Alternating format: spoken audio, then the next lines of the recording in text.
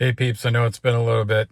Working on my 2009 Ford Escape again. So I've seen a bunch of videos on this. This is a no start condition. So this is what happens. We turn the key. All your lights are going to go on the dash. Turn it forward. Nothing. So I've seen a bunch of videos where everybody replaces this whole steering column locking mechanism, which is really in-depth. Hopefully I don't have to do that. But what I'm thinking is, we're just going to have to replace the actual switch that's in here. That's what we're going to do today. So I'm going to disconnect the battery because I want to do this with everything, no power connected. We're going to remove this top cover and expose that cylinder, that switch, and we'll see if it works for us, okay? If this video helps you, hit that like or subscribe button. Really appreciate it. All right, so this is the part we're going to use. Got this from O'Reilly's. It's right around 45 bucks. That's what it looks like. So when we mount this, you're going to want to pay attention. There's a larger gap down the bottom, smaller at the top. That's a keyway. It's super important that when we put this in, and I believe it's going to end up going in this direction, except I take that back. It's going to be in this direction, which looks like the smaller end, which is on the bottom now, will be on the top. Okay, so let's go pop it apart. So one thing I want to mention is, and this is going to be tough to see while it's on the car, there's two tabs, top and bottom. Those have to be compressed so that this can be pulled out. I'm going to use a pair of hose clamp pliers, I'm hoping, to compress these two. See if that works out for us or not. Okay, so after spending about 15 minutes trying to find a 5.5,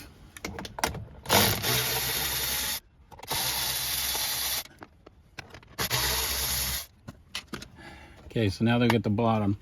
Just got to pinch the top. There's a couple tabs in here. We can just pop this. Yep, and there, right there.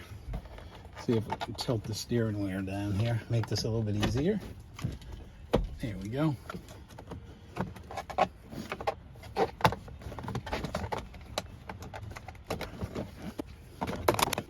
And then there's some tabs up top here too. This thing's already been out before, so they're kind of broken. And this just snaps up. Get this out of the way. Just got to get this by the ignition cylinder. Let's change it. So you can see I just got to walk this off, and then it just kind of tips back. And right now it's caught in the tilt. Slide this over here. Yeah, just caught on the tilt. Okay, so what we're going after is right in here. Okay, so we got to pop out this little Christmas tree. Can do this pair of needle nose. I'm just doing it with a flat blade. So we can get some light in here. If it doesn't fall on me. Okay, I'm going to try and unplug this harness. My guess is there's a little tab, and that's the tab. Okay, see if we can get this in there for you. Yeah. So if you look really close, there's a tab right here. That pushes in, and then this will just pull out, just like that.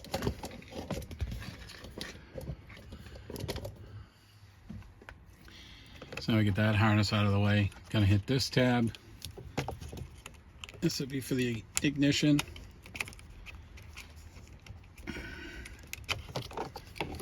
And at this point, I think we can just peel those back.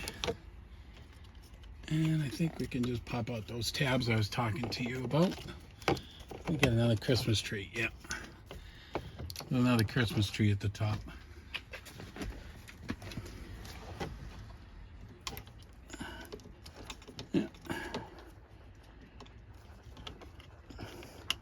Yeah.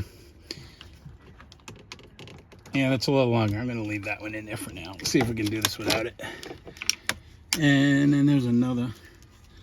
Sorry guys, I know it's in your way. Do this, okay? Up top. Just zoom this out a little bit for you. Here's another one. Tab right here. Pull that out. That'll give us access to those tabs. So there's a tab here on top, like that. And then there's another one on the bottom. Oop. The top just popped out.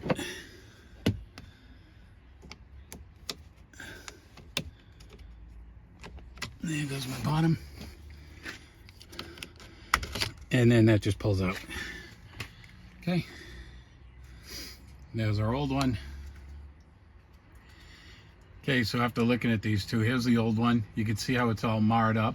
And that's from me having to push the key in to actually get it to start.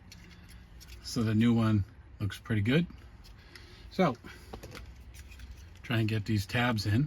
Tabs that I was telling you about, one here and one on the bottom.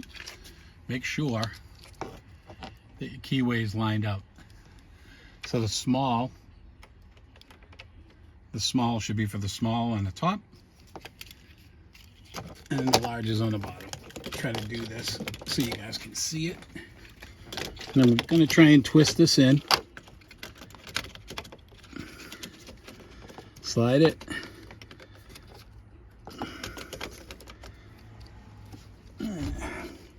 Funny feeling it's just not lining up with the ignition.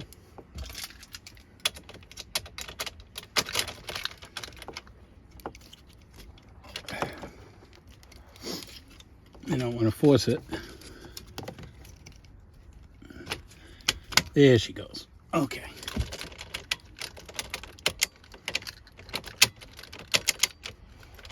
Holy crap, it already feels super tight. Okay, so now we just got to do the reverse. Give me a second. Okay, so let's get these harnesses plugged back in.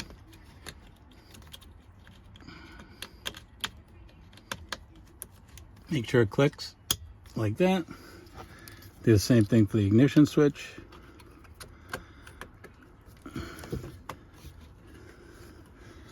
That one's in. No big click. There she is. Yep, just heard it. That's interesting.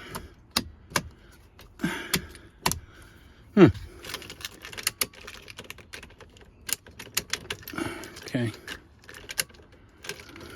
Let's see what happens when we test it. Gonna plug this back in.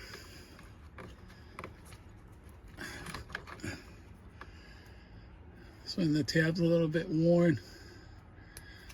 I don't know if she's gonna click, but there it goes. I'm gonna leave the Christmas tree out for a second. What I'll do is connect up the battery, make sure this works before we fully assemble it. Hey guys, so I noticed something that I haven't seen anybody else talk about. So when you turn the key, and it will start for me, you know, you should be able to just turn this key and it should fire up. But with mine, you just have to push it in just the slightest bit now, whereas before you had to push it in a pretty good distance. So I think there's something going on with the lock cylinder. I was just looking at it. So to get this out, there's a little hole at the top. Let me pull this out, see what I can show you. There's a little hole in the top of the ignition cylinder, right here. Okay, you're going to push down. The key has to be in the run position, and then it'll come out. Okay, and then I'll show you what we found after I get it out. So give me a second. All right, so let's put this thing in the run. That's off. That's run. We'll push down. Actually, on mine, I have to push in. And then it slides out. Just be really careful when you pull it out. So now, inside of here, there's a keyway. Sorry, keyway here. And then there's a keyway on the inside. For some reason, this cylinder has a little bit of play in it. So I just tucked a little bit of tissue in here just to pick up that slack, because there's a tab on. So at this point, I realized that tissue is going to do absolutely nothing for us. So there's a pin that's inside of the steering column right there that I'm pointing to. That particular pin pushes in, it engages with the ignition switch on the opposite side. The problem is there's so much slop inside of the steering column that I'm going to have to replace the ignition locking mechanism. This flat spot that I'm showing you right here in the video, I tried installing a washer between this and that pin to take up the slack. It didn't help at all. So with the new switch, it did help, but just not enough. So I'm going to have to replace the locking mechanism. To reinsert this, again, that's my tab that you're pushing down on. Just want this straight in that run position. I'm going to bring it in. Make sure the key's lined up. We push it in, and it should lock, and it should do what it needs to do. Okay, I'm going to connect up the battery, see if this makes a difference. So after connecting the battery and then going to try it, what we found is that with the new ignition switch, it's better. You don't have to push in as far. It did help it. It's going to work for me right now. For those of you who have just a bad ignition switch and not the ignition lock mechanism, which I need to replace, this should help you. While I was doing the testing here, intermittently it would fire up without pushing it in, which tells me, again, locking mechanism. So, I'm going to have to spend, probably $100 to replace it versus I've heard anywhere from $500 to $1,500 at the dealership. So I'm going to end this here. If this video helped you, like or subscribe would be great. If not, hey, tell me why. Guys, have a great one. Talk to you another day.